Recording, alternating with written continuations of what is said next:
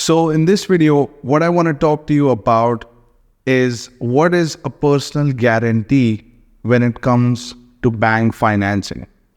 And this is the episode 5 of the How to Use Banks to Build Wealth series. So if you haven't watched the first 4 parts of this series, I highly recommend doing it. Otherwise, this video is not going to make sense.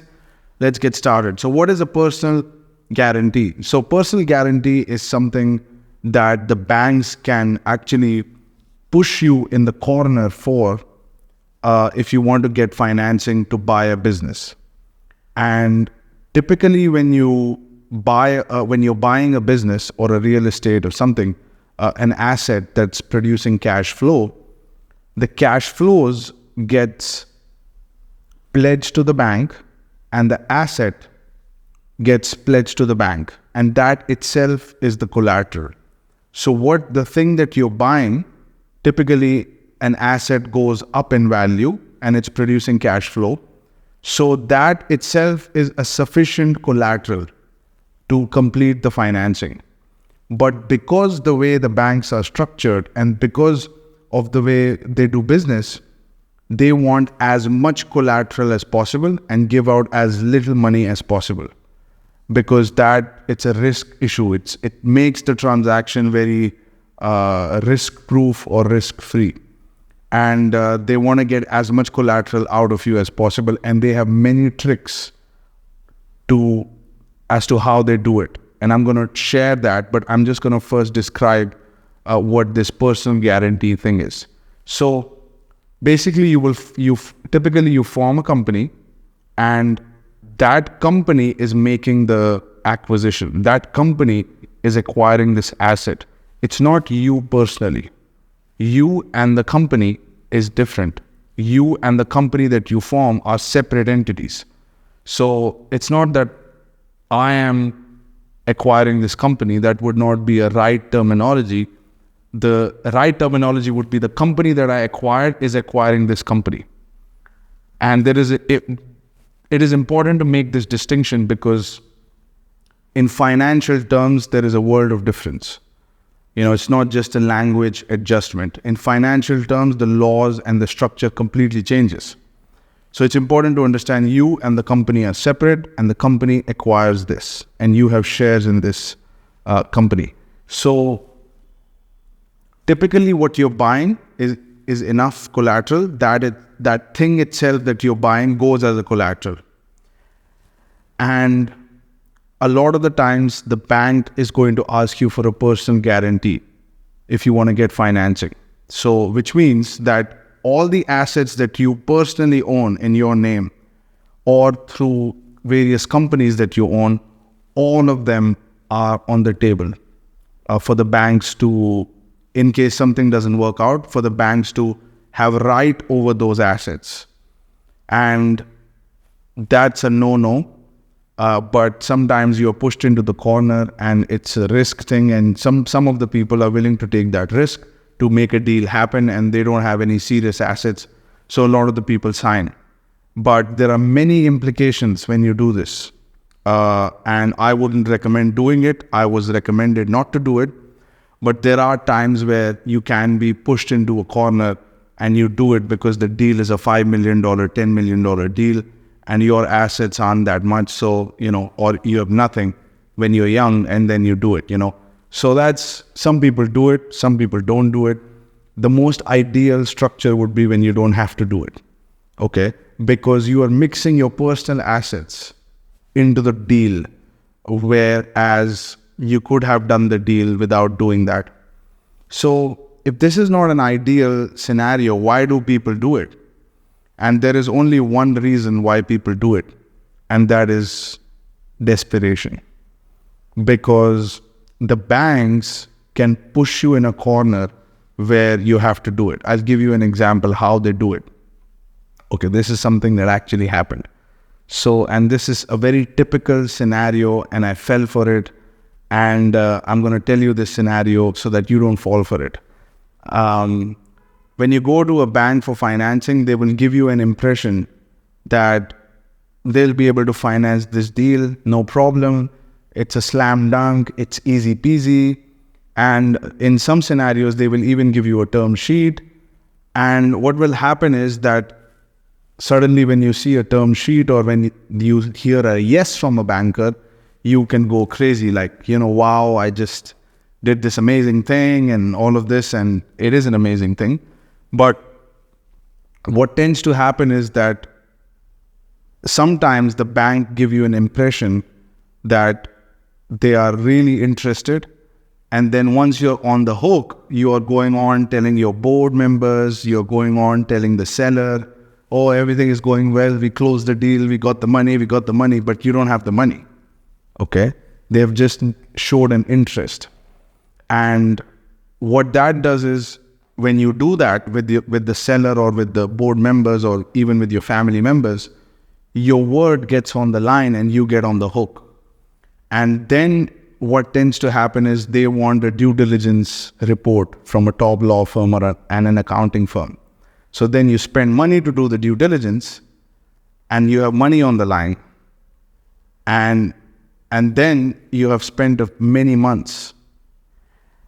And so the trick is the bank wants you to spend a lot of time and money so that you are completely emotionally invested in the transaction. And once you're emotionally invested and once you're on the hook, it kind of happens like a gambler's mentality where you cannot walk away, because if you put like $10, you will be willing to put $20 to get that $10 back and the 20 back. So it's more, once you start investing into something, it's more likely that you will keep investing into it just to justify that initial investment, whether it's time or money. This happens in a relationship. This happens, when you start investing into something, it's very difficult to cut your losses and walk away. And sometimes the wisest thing is to not do a deal and to walk away, instead of doing a deal that's not favorable. So sometimes, no matter how much it hurts, no matter how much it aches, no matter how much it pains, no matter how your family, abuses you, or your board members get disappointed, the morale comes down, the seller, hates you, whatever happens, if the deal is not good enough, you walk away. And you always want to have that walk away power. And what the bank wants to do is, in the first 5 minutes or in the first few presentations, you do have that walk away power. But as more and more time passes by, your attachment starts to get wrapped around this deal. Not only that, because the bank has shown interest, you may have stopped working at your job. You may have closed your other business down. You may have stopped working hard, and everything gets dependent on this one deal. The moment you get dependent on one deal, you're fucked. The moment you're dependent on one bank, you're fucked. And I'll tell you a secret. The moment you're dependent on only one girl or a boy, they have too much power, too much leverage. And typically that tends to lead to unhealthy outcomes. And that's what happens also with the banks, where they put you in a position, they put you in a spot where you've invested all this time, you have invested all this money, and your name is on the line, and they got you in that position by giving you an impression they're interested and everything is going well. And at the last minute of the last day, they change the term sheet. And at the last minute, they say, the credit said that the deal is too risky and we need a personal guarantee for you to go through with this transaction. Otherwise, we can't do it. And they will not do it at the beginning, because then you could just find another bank and it's very easy to walk away. But they do it at the last minute. And that's really a lot of the bankers, they play this game. And I wanted you to be aware of this. And it's actually known as a salami technique, where you start to lock in the person by getting them to invest a little more time, more and more time.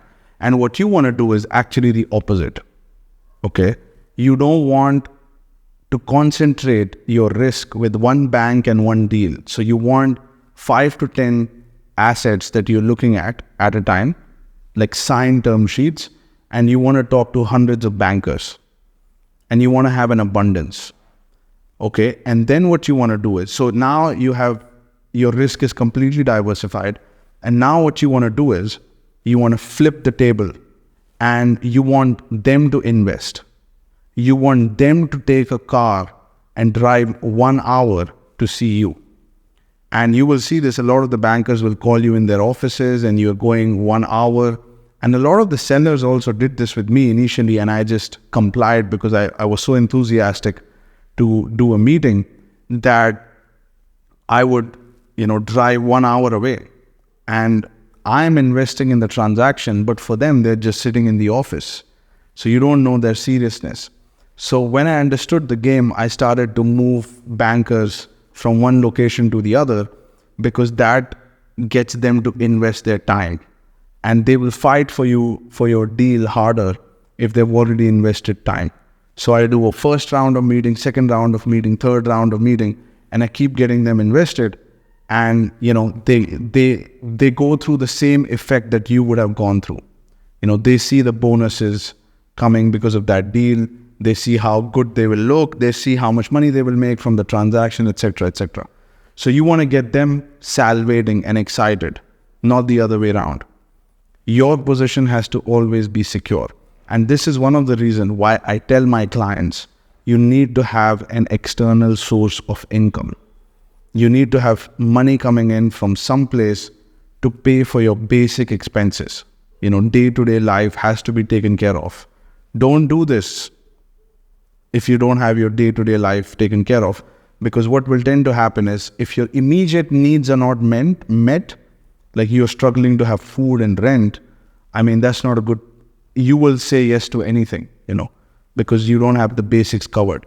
But if you have the basics covered, and this deal was going to be an add-on to your wealth, then, you can walk away, because at least your needs are taken care of. You can easily walk away. And this is what happens in multi-million-dollar deals. And actually, I read, this is actually a thing in mergers and acquisitions, that when I was reading Donald Trump's book, The Art of the Deal, he talks about this, that at a time, he has at least 10 deals going on. Because if he goes and sees a hotel, like a beautiful hotel, like he starts to imagine how he would be there, what kind of celebrities he would invite, how he would impress his guests, and how he can, he would have so many ideas, and he would get completely attached to the deal. And he said that excitement and that attachment is the primary reason why people pay so much higher price to buy a hotel than anything else, because it's the emotional attachment for emotional reasons. And all rationality gets out of the window, and you just want to do a deal. And it's no longer, it doesn't make sense any longer, but you still want to do it. It's because of that attachment wrapped around. And this happened with me with one of the deals where, I got attached to this one clinic and this one owner. And I got to a point where I was willing to sign any kind of deal with him. And that's not a healthy place to be. And I started to become blind to some of the details in the deal that I should open my eyes about. And then I woke myself up and I was like, what the hell am I doing? I have to be willing to walk away. At all times, whenever you're not willing to walk away, you will create problems for yourself and you will do a bad deal. Dan Pena, my mentor, he says, if you want to do a deal bad enough, you'll do a bad deal.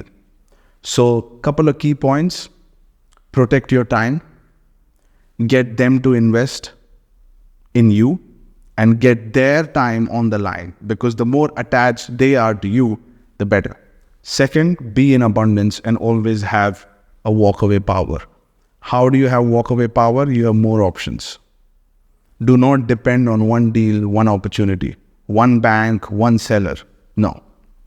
You need to have, 10 plus sellers at a time you are having a serious discussion with, and you need to have multiple, MOUs signed, and you need to have many businesses that you're talking to on a daily basis. You got to keep that momentum of bringing more and more businesses. Do not stop making calls to businesses. That's the key here.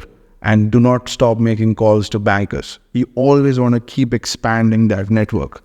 And you don't know, sometimes what happens is like you're working on a deal for 6 months and that doesn't go through, but the one that you found out in the 6th month actually, goes through. And it can happen, that something you've been working on for a long time doesn't happen, and something that you found just now and it was a hot deal and it goes through. It happens all the time. So the key is to continue to generate opportunities, to be in abundance and not getting on the hook, and always be willing to walk away.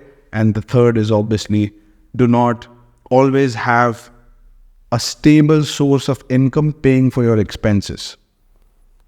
You're not getting in the business to pay for your expenses. That's not why you get into business. And I know it's super counterintuitive, because we think we get into business to pay for expenses. No, you go to a job or you go into a sales role for paying your expenses. Business can take expenses. You may be spending money to build a business before it gives you money. So you need to have money coming from someplace so that you are secure, and then business is a gain for you.